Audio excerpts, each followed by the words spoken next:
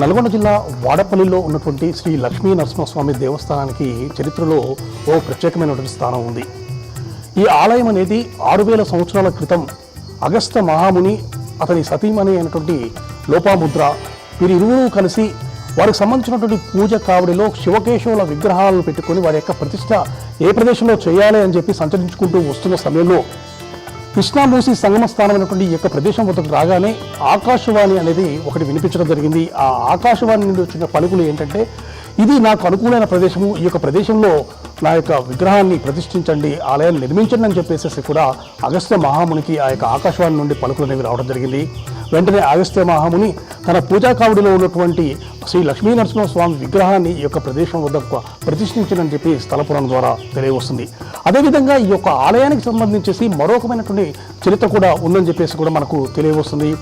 పూర్వకాలంలో వేదవ్యాసుడు ఈ ప్రదేశం వద్ద తపస్సు చేస్తుండగా వేదవ్యాసి విష్ణుమూర్తిని అంటే శ్రీ లక్ష్మీనరసింహస్వామికి సంబంధించేసి ఉగ్ర నరసింహస్వామిగా చూడాలని చెప్పేసి ఒక కోరిక అనేది బలంగా అతనిలో నాటుకుందని చెప్పేసి కూడా తెలియవస్తుంది.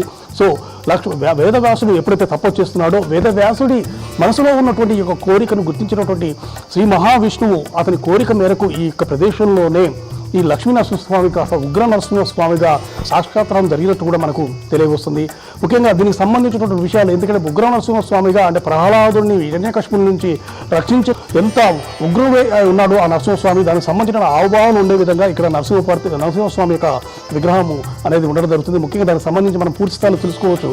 ఆ నరసింహస్వామి విగ్రహానికి సంబంధించేసి దీపస్తంభం ఉండడం జరుగుతుంది. అభయాస్తం దగ్గర ఒక దీపము, అదేవిధంగా అతని యొక్క ముఖము వద్ద ఒక దీపం అనేది ఉంచడం జరుగుతుంది.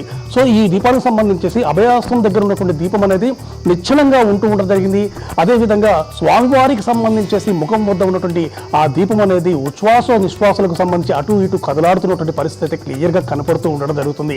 సో ఈ యొక్క దృశ్యాన్ని వీక్షించినటువంటి వేదవ్యాసుడు కూడా ఎంతో తన్మయత్వానికి లోనటువంటి పరిస్థితి నెలకొందని చెప్పేసి కూడా పురాణాల ద్వారా తెలియవస్తుంది. ఇప్పటికీ కూడా ఈ ఆలయానికి సంబంధించినటువంటి విశిష్టత ఏంటంటే, స్వామివారికి సంబంధించినటువంటి ఉచ్ఛ్వాస నిశ్వాసాలు అనేవి ఈ యొక్క ఆలయంలో కనిపిస్తూ ఉండడం, మనం ప్రత్యక్షంగా ప్రజెంట్గా వెళ్ళి చూసినా కూడా అదే పరిస్థితి ఎప్పుడూ కూడా కనబడుతున్న పరిస్థితి ఉండదు. స్వామివారి ముఖం వద్ద ఉన్నటువంటి ఆ యొక్క దీపం అనేది అటు ఇటు కదలాడుతూ అంటే స్వామివారి ఉచ్ఛ్వాస నిశ్వాసం తెలియజేస్తుంది. అదేవిధంగా ఆ స్వామివారికి సంబంధించి అభయస్థం వద్ద ఉన్నటువంటి దీపం అనేది నిశ్చలంగా ఉండడం జరిగింది. సో ఉచ్ఛ్వాస నిశ్వాసాలకు నిలయమైనటువంటి కేంద్రంగా ఈ యొక్క ఆలయం అనేది బాసిల్తూ ఉండడం జరిగింది.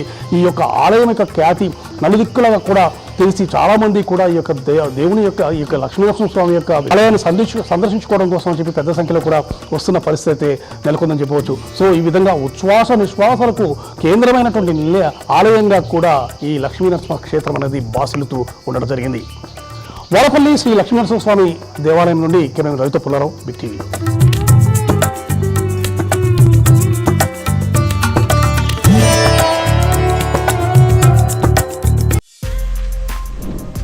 For more videos like this, subscribe Big TV channel.